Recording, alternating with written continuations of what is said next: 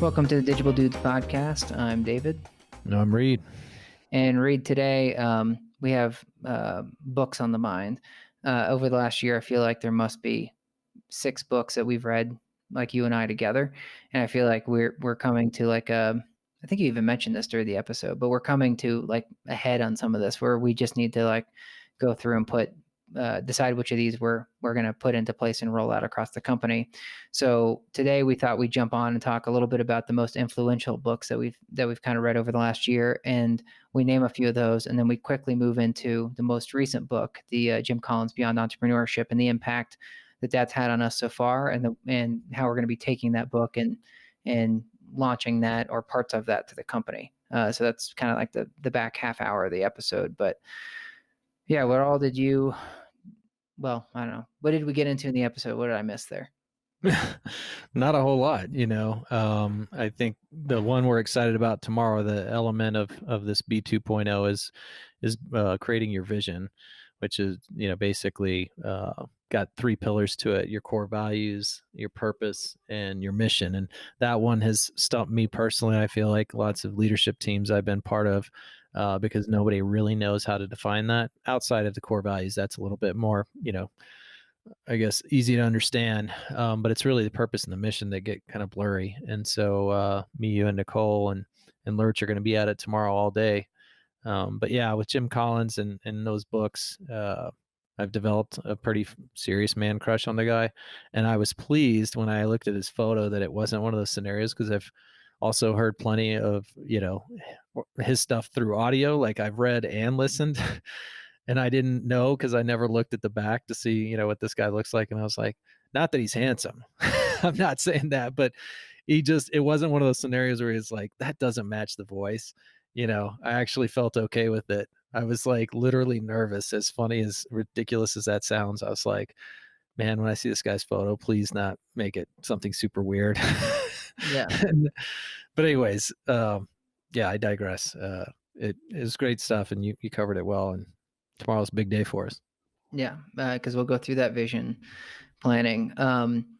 Shoot, I was going to ask you, I also was thrilled that he was, I guess, younger than I expected, because a lot of the business books we read are they've stood the test of time, which I've heard some folks like Tim Ferriss and some others that say they are no longer reading books that were released in the last 5 years, because their thought is like they don't want to like waste their time on stuff that's not proven yet. Mm-hmm. And I thought that was a really interesting angle. I'm not going to take that hard a stance. Maybe I would take that on like new stuff, but like Rand Fishkin's Lost and Founder, which we talk about, that's still newer than 5 years. And I'm so glad I read that book. But on things like business systems, I can understand how like maybe you want to wait for something that's been proven out. So I'll give an example, but like a holacracy is the idea that Zappos really helped popularize, where there are no managers at a company. Everyone reports to nobody. And that like hit the business world by storm when Zappos was trying it like 10, 15 years ago. And then unfortunately, Tony Hesh, or Shea Hesh, whatever, I can never pronounce his last name, but the founder of Zappos, he passed. And now people are starting to come out and say like, well, that holacracy thing really didn't work out. Like they're sad that we lost the guy, but they're also like, this, where he tried to put his big stamp on the world just didn't really pan out. Like the whole, you still need management is what Zappos has almost basically proven. Not that it's gone in the tank. It just hasn't gone it wasn't the panacea that a lot of people thought it was going to be. Yeah. Super fascinating. Hadn't heard that one. Makes me think a little bit about, what, I don't know if they're still saying this at Harvard Medical School, but it used to be that day one, they'd tell you, hey, within 10 years, everything, or you'll be proven wrong about 50% of what you learn in here. And so it's like, do you lean on, well, has it proven, over the course of time to be, accurate? Can you trust it? But then also the reality that things do change quickly. And therefore, keep an open mind and keep pushing the envelope, so to speak. So always the challenge, I think, is, and that's where instincts come in. And where I was going with the Jim Collins younger than I expected is because his books have been around 20 something years, and yet the guy has still got a lot of life left in him when it comes to publishing this stuff. So it's not like he's retired, or we won't be getting more things from him. In fact, I feel like he's kind of starting like the second half of his career, after like republishing Beyond Entrepreneurship. And lucky for us, he's actually located in Boulder. So I don't know. Yeah. I'm sure you picked up on that, but I was like, Oh, we yeah. gotta get on that guy's calendar and hit him about a few things. Yeah. That'd be a big moment, as cheesy as it sounds for me. Reed's like, it's like never would was it don't meet your heroes. And this is like Yeah. the one time Reed's like, oh God, I can't Uh, meet Jim Collins. oh man. All right. Well, anyways, I thought it was a fun episode. You get to hear us talk pretty openly about where our heads are at going into this vision setting session. And then we're going to come back and do a follow-up in the weeks ahead to tell you like if anything's changed based on the process we follow from Beyond Entrepreneurship. So stay tuned. So Reid, one of the authors that got you really excited about this topic. Well, I feel excited about this topic, Jim Collins. But as Jim Collins, I feel like of Good to Great back, I feel like was his landmark. Book when he I don't know, back when I was in school. Back when I was in school. I mean, it's been out a while. When did you first get acquainted with Jim Collins? I too heard about it, along with things like Outliers, the Peter Thiel. There's I wish I could separate them now, but I can't. It's a bit of a blur for me. And what I heard or had exposure to, having mentors quoting different books, throughout my career. So, but I don't want to pretend like I really knew, what the ethos, I guess, or the key principles were of some of his teachings until now. So I don't know whether you suggested it to me or, you suggest a lot of books to me, but all I know is once I started reading that, I couldn't put it down. And, while I wouldn't say it's changed so much about the way we operate, it has validated a lot of things. And it's also, I think, spiked obviously some ideas and probably will serve well for us as far as some of the kind of long-term discipline that I think we need to continue to grow the company and have a great company, which is obviously what it's all about. Yeah.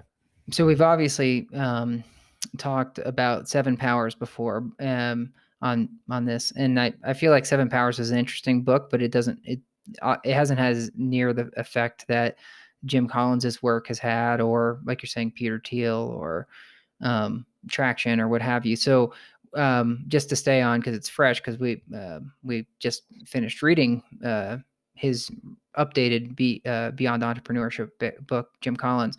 Where do you put him on like so some young whippersnapper comes to you, Reid, and says, hey, you're a smart guy. I want to know what I should be reading first. Where does Jim Collins fit in when it comes to business books for you? Well, if you are an entrepreneur, you're a founder, I'd put it at the very top. I love Fishkin's, Rand Fishkin's Lost and Founder. It's probably the best book, like, whether you're a founder or not, it's just, it's fun to read, and, love the way he, I guess, thinks about things and puts things, and it's a great memoir of his experience. But if you're looking for the answers or, a great jumping off point, and you're about to do it all, then I think you can't do better really than Jim Collins. Yeah, I feel like if someone was asking me like, man, I'm sort of starting my own business or not, for one, that probably means you should.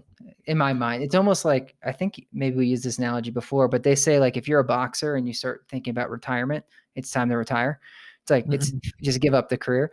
I almost think like if you start having these ideas about starting your own business, until you do that, it's not like that feeling is going to go away. So I feel like you probably should, but before you actually leave your gig and do it, I feel like Lost and Founder is like the first thing. I'd be like, go read this story before you get swept up in the media, side of things when it comes to venture companies and what to do. And then after that, once you've decided you're actually going to start a company, then I feel like I would say, here, read Beyond Entrepreneurship by Jim Collins. After you read Beyond Entrepreneurship, then it may be like, now you can read Good to Great or Built to Last or something. But actually I started thinking that's probably moving beyond like execution. So it's like after the Beyond Entrepreneurship, I feel like I'd start handing people Traction or one of those books to say like, now here's how you actually get it done. And you don't just talk theory all the time. Yeah, totally. Yeah, I think a lot depends on your intentions, and Jim Collins does a good job. And some of these books also do, and some don't. Just about the qualifier. I mean, right before we hopped on, I was just talking about how important your circumstance is, because not every entrepreneur wants to build a company even our size. 50 people. I mean, some are very happy with just a handful of employees, and you do most of the work, and all this isn't required. But if you have goals of building a small to medium sized business, then I think I'd go in the same order you just described. The EOS, you know um I can't say I have a whole lot to compare it against, and that says something, because I've certainly, I guess, been around the block a few times, and nobody's put anything in my lap like that just kind of crystallized, or made it all, yes, makes sense to me as far as how to prioritize and live in what I think is very accurately a 90, like, that's that. I mean, it's nothing magical, but a 90-day world. So I think, yeah, your cadence is dead on. Yeah, I think it's funny. I was actually thinking this weekend that, well, we were on our road trip, about how when we met with Todd Catler from Anyone Home, like the first year that we opened, and he set us down. He'd be like, "You guys need to decide right now Yeah. what your intention is. Are you building to sell, or are you building to, Mhm. I guess, not sell?" Right? And I actually think that you're right about. Well, I totally agree with you that about like knowing early on, like how big do you want to take this thing that you're starting? Are you starting like it's fresh on my mind, but I just met with a new design studio last week, and I think they're 3 people now. And when I asked the founder, like, what are you planning to do? And he said, "Oh, I'm planning to go up to maybe 5, 6 people max." It's like, okay, glad you have that handled, because that changes things. Now it's like, how are you going to operate around those 5 or 6 people versus you just like start something and you're like, I'm not really sure how big. I'm going to see where this rodeo goes. Then, I just think it's gonna be hard to get traction, and you'll lose focus. But besides knowing how big you want to be, I also think then you got to go through all those vision exercises that they preach in Beyond Entrepreneurship and in the EOS traction book, right? Like it's very clear, like what does it look like for 10 years? And I definitely can understand how some people, like in fact, even us, we didn't do that before we started the company. Before we started Digible, it was like, hey, this seems like it could be good. We didn't say how big we want to be or not be.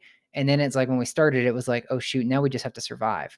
And then once we Mhm. could like feed ourselves, now we're starting to think more like, now what does this really mean, like long term, and where are we really taking it? So we've kind of gotten through the feed ourselves phase, and we have more of a luxury to start thinking of like what it really means. And I just kind of wish we had the chance to do some of that sooner. Yeah, totally agree.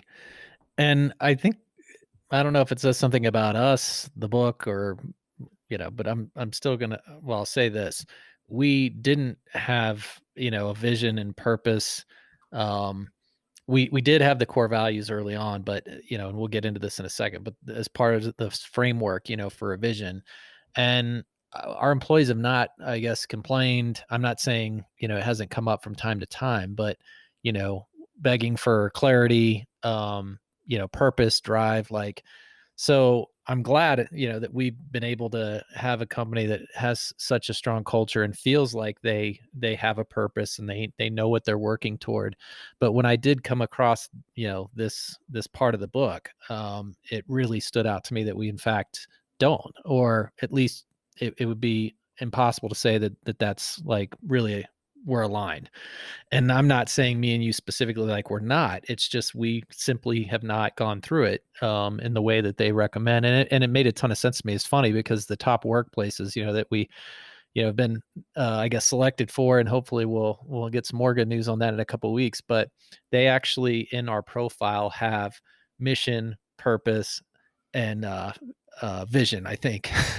So it's like they essentially have it. Their descriptions are terrible. I mean, I shouldn't say that, but they're not helpful, in the way that the book was, like, in saying, hey, this is the difference between a purpose and a mission, or this is the difference between a vision and a purpose and so that was the other reason it I was so drawn in by it, is it's like this explains it really, really well. And I'm just really looking forward to tomorrow with you and Nicole and Lurch, because we're going to dive right in, and I think it's going to be great for us, as a company and individually. Yeah, so this is top of mind. So this is what Reed's talking about is coming from the BE 2.0 book by Jim Collins. So that's the Beyond Entrepreneurship. And he first wrote the book like 25 or 30 years ago with his mentor and I guess partner, business partner, if you will. And then his partner, who now the name escapes me. What's his buddy? Porras, I think it's Scott Porras, I think. I Okay. know his last name's Porras, Porras. Yeah. So They met at Stanford. I think they're both professors there. yeah, and he passed a number of years ago, and then this was Jim's way of sort of writing, like giving him his due, Porus his due, and so he re-released the book with I think it was like 40. I heard an interview with him. He said it was like 48% new material. So he had the original book there, and then he like writes in his like, here's my update 20 years later. Um, so this is fresh because that book talks a lot about, you're saying, Reed, about like what is your purpose as a person and as a company, and how does that lead in the vision? So core values, purpose, vision, and Reed and I just finished this book, and I was telling Reed I probably made Nicole sick because we took a road trip for vacation. I made her listen to the book on the drive, but it's top of mind, and because we're actually doing a session on this tomorrow, so we're taking the whole day to sort of go through the framework and fill out the parts we don't have. So maybe Reed, it's a good point for you just to say like what got you I don't know what hooked you so much from the book and this particular process, and why now for us to go through it. Well, I think it's the crossroads that we're at, and you may see it differently, but I feel like we are at a crossroads. As a company where we just, turned 4, which, seems like we're still a baby, but then again, it doesn't, and things are moving really fast. The company has grown at light speed, and we're facing, I feel like, some really big decisions as far as our identity, how much we want to grow, how much we want to dial things back, how much we want to pursue that kind of tech vision or tech first company that, we had rallied behind the first few years versus, our roots as a service company, and, placing those bets. And, we're at a stage now where, we can place some bets, even though we're not cash or flush with cash. We have a lot of scale, and we built up, I think, a hell of a reputation in a short amount of time. And so all those things are swirling around in my head when I picked this book up. And I think both of us noticed after Good to Great that, there was a 2020 version. So we're both excited to see it. And so, yeah, and it starts like the way you kind of settle with things, I think, as, the founders is getting aligned on your vision, on your purpose, and on your mission once you really know what that means. So obviously, now that I feel like we both like the way they approached it, now it's just going through the process together. And so, yeah, that's why I guess I was so hooked and excited about it. Yeah, and I feel like a lot of the other books and materials that we've referenced, both publicly and privately, kind of build off of this framework, anyways. So it's like with EOS and the book Traction, I feel like that pulls a lot from a lot of the work Jim Collins did, and so it's not like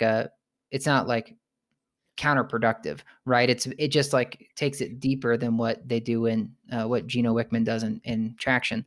So reading the source material, I'll say on this, I also got pumped about it. And you're right, things have gone really well for us, but as Jim mentions in his books, you can't start to rest on your laurels. You can't get lazy. You have to, and the bigger you get, the more clear you need to be about your vision and direction. And so we've, as you said, passing 4 years and 50 people, I feel like we have to set the stage now and start turning the ship if we want to turn the ship, right? Or like set course. Hey, ship is still going this way. Nothing's changed, but just cauterize that. And it's not that we haven't had a vision, because I actually feel like we've done better than most other companies I speak to. In fact, I can't think of another company that we interact with on the regular that has done a better job of like putting in the effort and burning the calories on the side of things. When we meet other entrepreneurs, we'll ask them some of these questions, and I feel like it's kind of like eye-opening to them. It's like, what, you actually figured that part out, like, or you're working on it, it's on the mind. I think in some small way it inspires them to be like, I got to get this handled myself.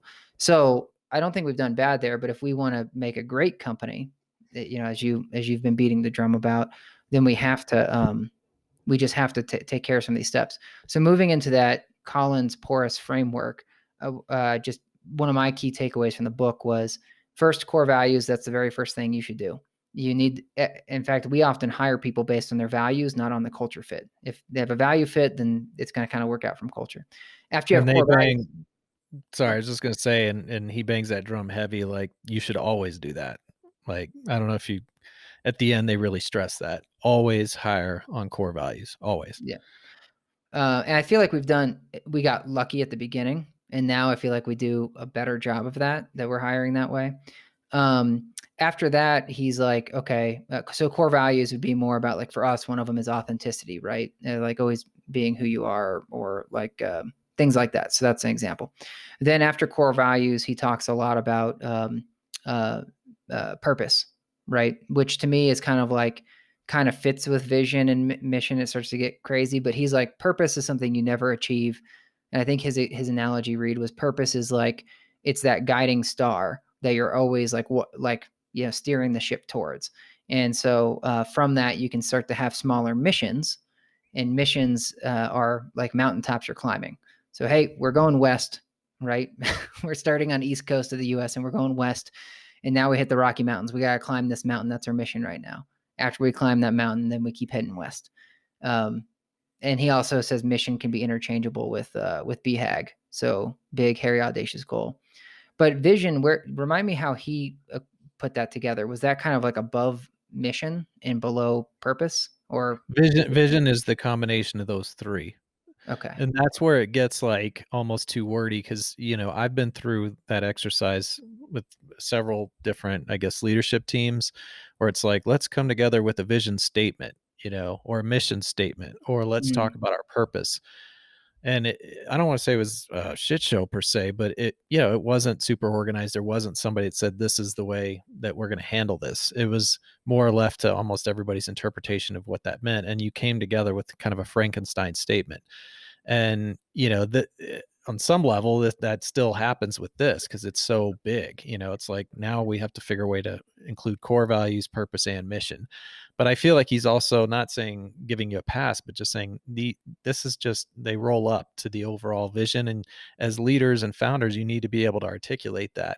But then quickly you should get underneath it and be very specific about each of those segments. And the purpose, the one thing you didn't mention that really resonated with me, that I thought, what would David say to this? What would Nicole say to this? Is, why does Digible exist? So, he puts the question very directly, why does your company exist? And I want the majority of our employees to feel, or, be on the same page, that they could answer that. And my mind started racing when I asked myself that question, because I quickly went to happiness, and it's like, well, is that okay? Is that right? Because happiness is built up with so many different things, to it, or, whatever, that are pushing that. So I felt like that wasn't enough. I won't go on and just like spew, but I really struggle with that. Not meaning, hopefully you follow me, not meaning like, why are we doing this? But there was just so much that was, I guess, motivating me. And that's where I figured it'd be interesting to hear, your answer to that, or Nicole's. Yeah. So for those listening too, he's very clear that, like, he often calls it, which I wondered, like, can you even say it these days? But he's like, if you're a manager of a company, that doesn't mean you shouldn't do this exercise. Meaning, if you're part of a bigger organization and you can't set the vision statement from the company, or whatever the vision, should you go through this? And he says, you're the leader of your own short bus. So yes, this is still helpful for everybody to look at, and then to go through the exercise. So why does your team exist, and what are the core values of your team, and what's the mission of your team? So I thought that was relieving in some way, because I can just think about us like in prior lives, where it's like, well, do I even need to do this homework or this study thing? Like, what's Right. the point? But you're your own short bus. So from there, to your point, like happiness, I thought the way he attacked that well, and this is just working through some of this like publicly, and what tomorrow's exercise is about, But I liked how he approached it from Patagonia. He was like, Patagonia started with making clothes, right? Like active sportswear. And it was like, okay, but why? And it kind of it grates on your nerves if you listen to that chapter 2 or 3 times, because he says, now ask why 5 times. So Patagonia, why do you make clothes? And it's like, well, so we can make money. And it's like, well, why do you make money? And it's like, well, so that we can start to reinvest and work on initiatives that we really care about. And it's like, okay, why does that matter? It's like, well, because we want to affect positive social change in the world. And so basically, he did it more eloquently than that, but he went through why 5 times, and it got to Patagonia's core purpose. And their core purpose was to make an impact on social change by being an example. And the best way they knew to get that outcome was to make clothes, right? And to make clothes successfully and sell them and become a big company. That way they are seen as a respected company that people will admire and want to be like. And the money allows them to invest in other initiatives outside of just employees and building more clothes. So I just really, that whole example of Patagonia is when it like clicked for me. Because when you say why Digible, it's like very quickly, it's like back to the hierarchy of needs. It's like, well, we got to feed ourselves and we know how to do digital ads, right? But then like down the line, you've always said one of your life's purposes is to impact change, right? Or to, I think, affect change. Yeah. Yeah. And so in a way, it's like, great. Well, now that it does line up, right? You sell digital ads so that you can affect change. And then it's like, okay, now is there a deeper version of affecting change? Like what part of the world we're trying to do that on? Totally, man. Great recap, truly. I think you obviously have heard this, know this about me, but my motivation for moving up in my career was not money and it wasn't title. It was influence. I always wanted, well, less interference, I'll say, where it's like, if we want to do this, want to be able to do that. And if it's, doing something, volunteering, I mean, whatever it may be, like, I just don't want all the red tape. And, there was other motivators, but that truly was what was driving me.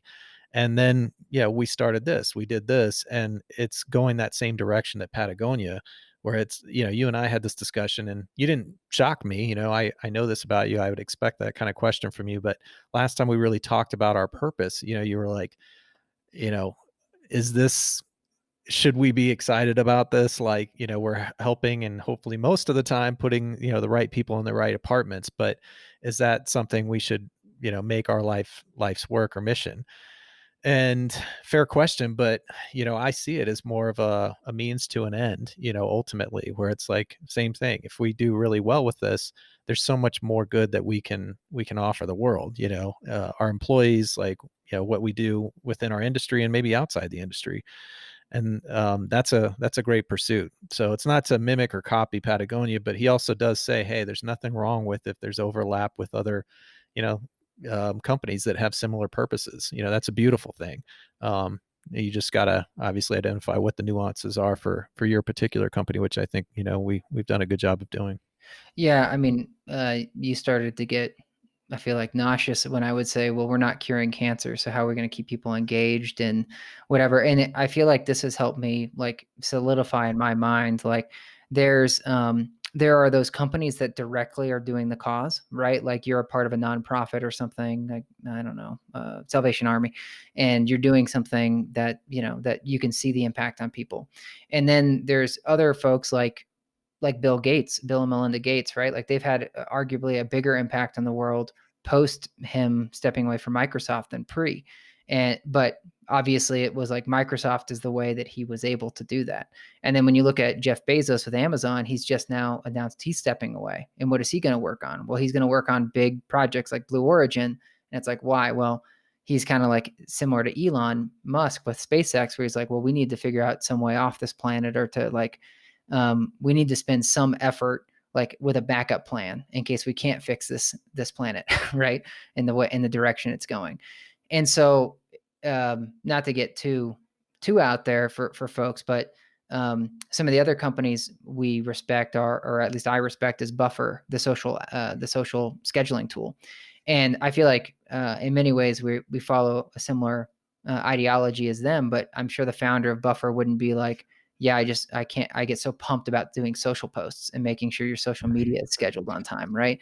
Instead, there's a lot of other things he's publishing about, making a better work environment and nurturing employees and so on and so forth. So just a really long way to back up what you're saying is like, it's a, Digible as I see it today is a means to an end. And then now we got to define what some of that end means. So it's not as open-ended, but in some ways, like we pick a guiding star, right? As he was saying in the book, is like that your guiding star, your purpose is supposed to be open-ended. And it's like something that lasts forever, versus he's saying like, that mission might be 10 or 25 years.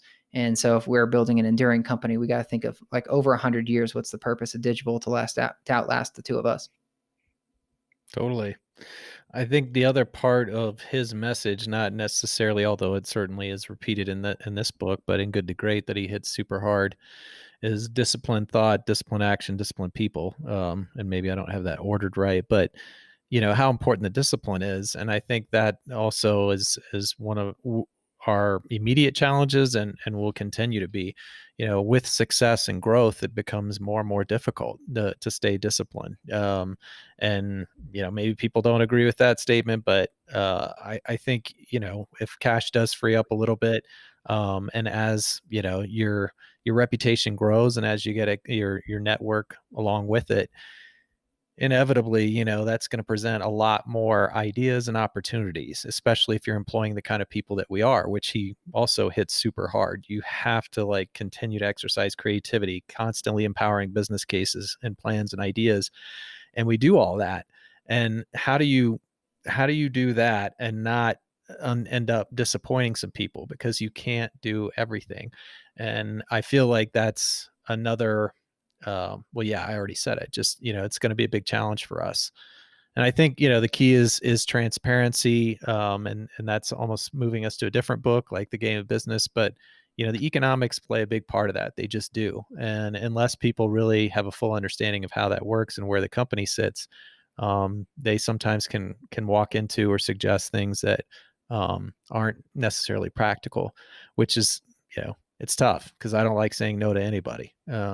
But I remember that. I'll end this rant. But when we were at the Post, that was the first time I had dealt with that, much, I'll say, disappointment and frustration, which is we were desperately trying to create a great culture amid a very tumultuous time. And, we got people in a place where they were feeling really creative, I think, and coming in and saying, hey, what if we tried this? What if we did that? And fairly, even with whether it was venture backed or not, Mac, the CEO, is just like, we simply can't do it all. You're going to have to start telling people no, and maybe a lot of people no. And, that's something, again, I'm not great at and not looking forward to. So it's one more motivator to get us in a great spot, financially. Well, what's hard about that is, as you said, like opportunity. So he's very quick to say, be disciplined and focus. Where I didn't pick up on is like, well, how much, when can you say you're not focused or not disciplined? And I'll give a clear example, but it's like, I've had more and more customers pushing us to build websites recently. And in many ways, I'm like, well, we're focused in on the niche of apartments. So we're not saying we're going to build websites for everybody. Right. So is that not being focused? Because, hey, we have that niche, versus going the other direction and say, well, okay, if this is a means to an end, then shouldn't we do anything that generates revenue, since the revenue helps support that end, right, of doing other good work for the world. And so I feel like that's what's not clear, and what, I want to hammer out together tomorrow with putting some rails on things. The other thing he does allow a creative person some outs. And towards the end of the book, like, so for example, he's like, if you're a giant company, and he compares it to governments, he's like, look at the US decentralized government, right? Yeah. Meaning like 36 computer companies can get started, and you have Apple going against HP against Dell, versus look at Russia. And Russia's like, all right, there's one company that's going to handle this. And he basically is like, if you decentralize, you'll end up with more innovation, but you have a lot of overlap, and it can cause some friction, like the US does versus Russia. But he argues very clearly, he's like, but I think we can all say that the US overall has been more creative when it comes to business because of that decentralization than Russia has been, respectively. And so the way he pulls that down to the company level is he says, once you hit above 100 people, you should consider being decentralized. So starting to split the company up into other, I don't want to say factions, but smaller organizations, right, that all still report to one. But you don't have the one basically dictating who's doing what. And that may mean, like, let's say that we were to split Digible and Fiona up where it's two separate companies. At some point, you might have Fiona launch websites and Digible launch websites, but that's okay, he says. He's like, it may get messy, but it overall, no system's perfect, is his words, and you're going to end up with better innovation if you put up with some of that friction. Yep. I loved that comparison. And not because I'm some big patriot, and not that I'm not. I'm just saying, like, it's hard to deny, where it's like, look at the economic, dominance and position that the United States is in versus a Russia. So I fully subscribe to that. I've worked in both types of organizations or companies, decentralized and centralized. I understood arguments of both, but I have always found it to be more successful, in particular, better for culture if you keep things decentralized. The 3 questions he asks, and Rand Fishkin from the Lost and Founder doesn't put it, I guess, this way or directly, but is, if you are looking at moving into or expanding, right? I mean, it's just wording. It's like, oh, this is an extension. We're still staying in our lane. But you do, I feel like, when it's a different line item, I'll just keep it simple here, have to ask yourself, or it's good to ask yourself the questions he proposes, which is, can you be the best in the world in it? And are you fanatically passionate about it? Meaning, the people that are going to be working on this. And then does it fit or support your economic, engine, basically your financial model? And if you can't answer yes to those 3, then it's probably not a great idea to pursue. And that one's been tough because there's been some examples already for us where I think we've done that and maybe checked 2 out of those 3. And it's turned out okay. I'm not saying it's been great, but, but I do still think that's good for us to ask ourselves as we get further into this. Back to the rails, right? Because if you're like, well, we want to be the best one-stop shop agency, for apartments in the world, I think great. But then very quickly you're like, well, then we're going to build websites and we're going to do branding. And it's like the sum of the parts, we're the best, but are we the best at websites and are we the best at branding? So far, and I just did a call with a new customer today, and I was like, they were like, well, they asked, what products did you start the company with versus what products have you added over the last 4 years? And they said, we want to know that so that we know where we think you're good and where maybe you're not good. And I was like, well, we do have a lot of SKUs at this point. And, it was clear about, we started with search and social and geofencing, SEO, that type of stuff. But I said, we've added other things like Spotify and native and obviously Fiona. And I was clear to say the way we think about it today is we're not going to launch a product unless we can innovate on top of that product. So we wouldn't launch websites unless we could do something new for websites, right? We're not going to just like offer it to offer it. And that's been kind of my internal measuring stick on if we should do something. But again, like I think we could even put a new spin on branding if we want to take that from the get-go. So it's like, where are the rails on being the best in the world and the economics and the focus? I forget what the third part was, but yeah, where are the rails on it so that, like, yes, we can hit those things, but it's just becoming a bit much. Or do we put other rails on it that are like, you can get to all those, but you're only allowed to do one new product a year or one major initiative? And then how do you define that? Right. So Yep. yeah, I need those. Well, in Fishkin's book, he obviously talks about I don't want to call it disaster, but when they under-resourced a new product, new idea that he was super passionate about, and he felt certain that it was going to be wildly successful. And then they didn't have, I don't want to call it the A team, but they didn't put the same amount of money or attention into it. And there was other elements in play.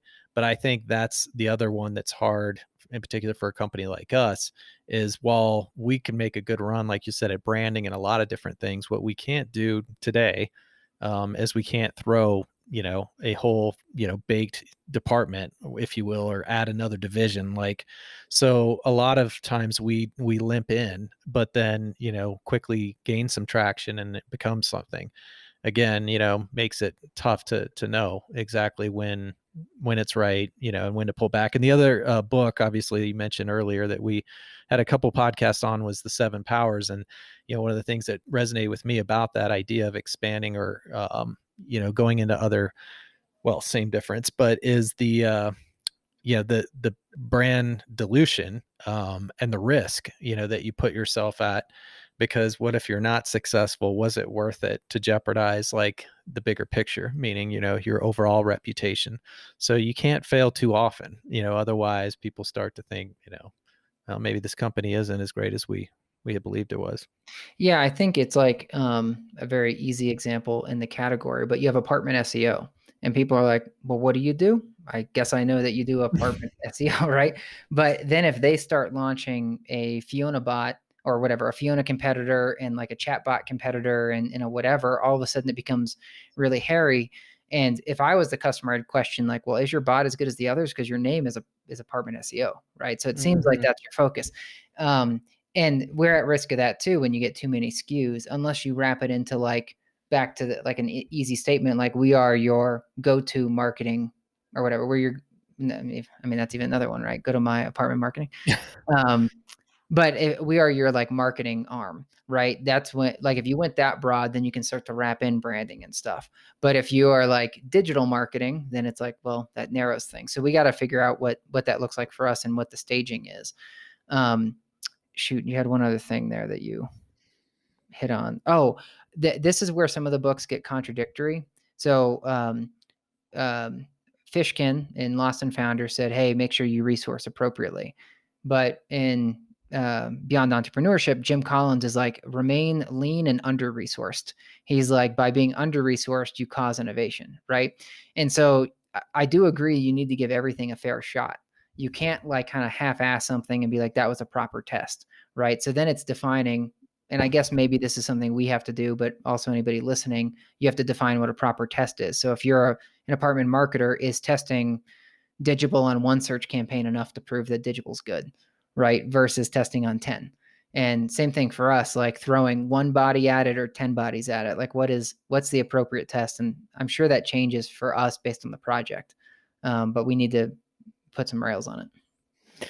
Yeah, I think, the point about running lean, and that's what spawns a lot of great creation, and it's so true, um, is that doesn't mean it's the right solution. It just means that you were and sometimes it could be, but the breakthrough may not be, and this may be the Fishkin, where it's like, yes, you were able to get there, but that's not a good idea to necessarily keep going with that strategy. So it's finding the balance, and and I don't have a problem with it, but that is another common thread, I guess, in Jim Collins' books is tons of qualifiers, tons. He's like, but this, and it could be that, Yeah. and for me, at first I was a little annoyed. I was like, you need to commit. But then I was like, actually, he's trying to make this as real world as possible. And so it's ultimately left, to the people running the company, again, how they want to interpret what they want to do. But there's definitely some clear guiding principles that I think are great. One that I hadn't brought up to you yet, that I figured you'd appreciate and seems somewhat connected to this thread, is the genius of the and. I loved that section where he's like, too many businesses think it's either this or that. And that is a recipe for disaster. He's like, it's not good for culture, and you'll end up missing those opportunities if you aren't always thinking about how can we do this and that. And just listed off tons and tons of examples. And sometimes it felt, you mentioned contradictory, but whereas like we're going to be, like you said, lean, but we're also going to, and we're going to test this responsibly. It's like, well, how can you do both? But he's just challenging, I think, the people, the readers, entrepreneurs, to think in those terms instead of like you always have to concede or you have to give up on something to do something else. You should first try to like figure out, can we do both, and um then if you have to, whatever, take a different approach, then so be it. Yeah. I also thought he did better than any other book I've read about those qualifiers. Because usually when they start giving qualifiers, I'm like, so you're leaving this so open ended that I'm not actually getting anything from this book. Right. Right. Versus like I feel like there's a great framework here that others have built on, like, like Traction EOS or a Great Game of Business or whatever. It's like, I feel like a lot of people have built on top of this. So there's enough there that now you can take it and actually apply it even with the qualifiers. But you know that, like, he does it in a way where it's like, if you do it this way, it doesn't work. There's some reasons why it may not work. Right. And I like his example of, I think it was it Gyro or whatever, Yeah, helmets, the bike helmet. helmets. Yeah. Yeah. So basically, anybody that's a cyclist will know that company, but of course, I don't know how to pronounce it properly. But he was like, their first helmet was like super lightweight, but they couldn't, but it looked like a big styrofoam piece to fit on your head.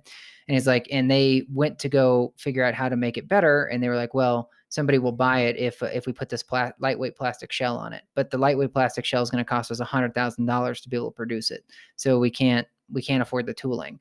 So instead, they came up with a short-term solution that was like basically a sock. It's like, let's put this Lycra covering on it so it doesn't look like a piece of styrofoam. And it like took off overnight for them. And then the next year they launched, hey, now you can get a plastic shell instead of Lycra. And I thought that was a nice way to stage into it, right? Because it's like, well, we can't afford to go all out, but let's test the market. It actually ended up being their benefit to test the market that way. And then they still ended up doing what their ultimate vision was, to add the plastic shell. So, yeah, great examples, hardcore examples throughout. Yeah, and I also love throughout these books that he points out, even though, because I don't want to say he's criticized, but it's come up, I guess, a few times from some of his readers or students that, he's often referring to these like huge companies, and he's like, none of them were huge when they started.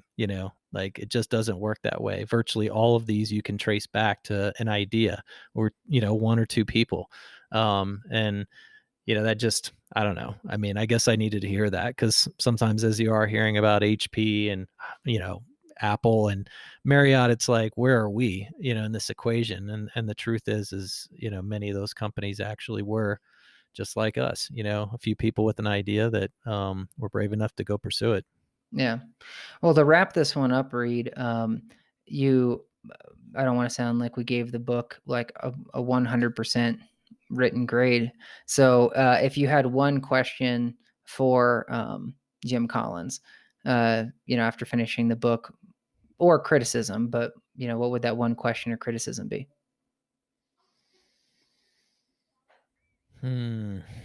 Great question, man.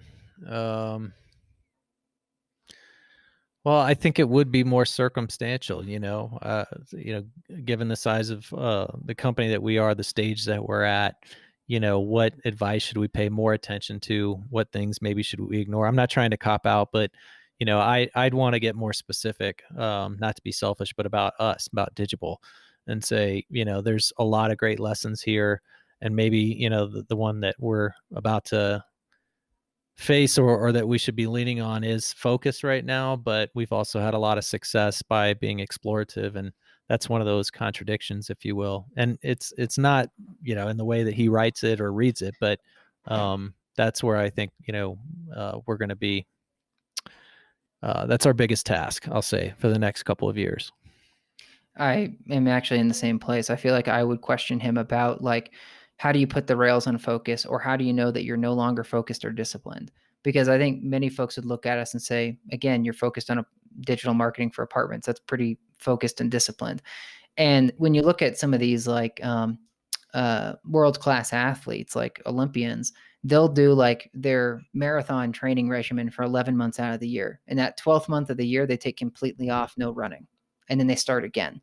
Well, Mm-hmm. you know, those people are disciplined, but they do take a month where they go effing ham and do nothing on their feet and play video games and eat pizza, right? So, in a way, like I just, how would he like? What are the signs to look for that you're no longer disciplined or focused? And then for us, I'll just attack this on. I think our biggest challenge with this process is going to be like giving ourselves the appropriate time. So you and I have talked about this before, but Fiona is only 3 years old, and he talked about a BHAG being 10 to 25 years.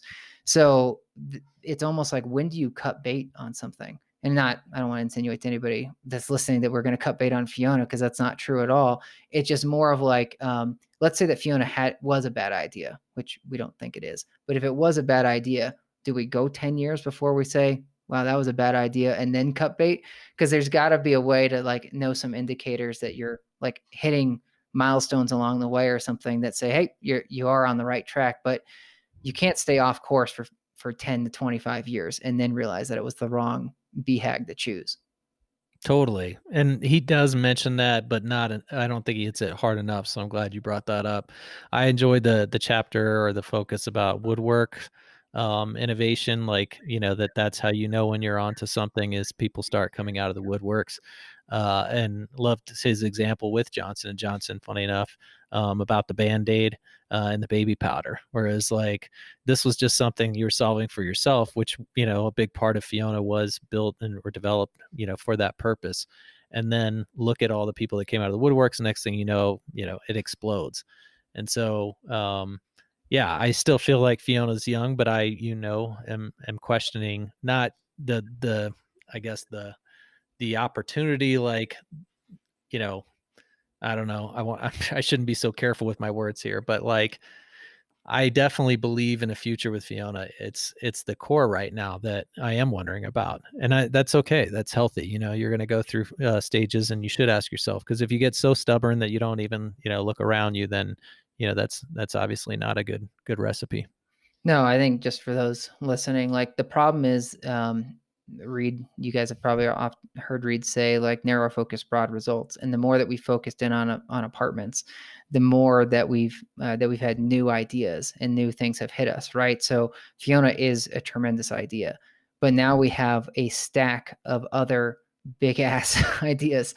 And so it's like, shoot, do we keep on the horse that we've been riding? Right. Or do we, whatever, let that horse continue to go, but like then like put our real energy behind one of these other big ass ideas. And they're all moonshots, but we have a stack of moonshots. And so that's fun and exciting, but at the same time you want to give back to like test responsibly. You want to give everything its due, and then know when to start splitting the company, as he says, like as you get to certain sizes and you start saying, all right, Fiona, like you're off doing your thing, and now we can work on the next big ass idea. Totally. One last thing, I know, we should wrap this one up, but um, I'm comparing this to Bull Durham. Funny enough, haven't done a movie quote or reference in a while, but that's a movie about baseball, minor league baseball, and there's all sorts of like adages, I guess, cliches, and words of wisdom that I had never heard before until I saw that. But one of them is you never F with a win streak. And I love that. And then years later, I'm listening to this audiobook with Jim Collins, and he's like, you don't mess with momentum. And it just made me think of that. And again, gets back to focus. He's like, you want people that are bringing new ideas, are ready to take ownership. That's who you want to employ. And when it's working and succeeding, you keep going. You just have to, otherwise you'll devastate your culture. And that's another spot, or where I feel like we're at, another intersection where we have lots of momentum. We've hired people that have a lot of ambition, are ready to like take the next step, so to speak. Can we continue to support that? Because again, I come back to some of the financial realities, and then also the dangers, that we just referenced with some other books and even his own about staying focused. It's like, how can you like do all these together? But again, I'll end here, like his qualifier, and I think you said it well, or we're recapping, when it's decentralized versus centralized, he's just like, there's going to be none of this is going to be perfect, like forgive yourself in a way, that running a business, a super successful business, is going to be, well, stating the obvious, but stressful. And there's a lot of things that aren't going to go perfectly. But if you would keep, plugging away and applying these kind of macro lessons that he's trying to give you, if at the end, you're probably going to win, which hopefully, it's true for Digible. Yeah. All right. Well, we'll be back on after we set our total vision as the Collins Forest process is, and let you guys know where we land. I don't think it's going to be a complete about face or anything. I just think we're going to crystallize it more, and hopefully we can be an example for those, whether it be companies or teams, that are trying to set their own vision. So stay tuned for that. Cool. All right, later.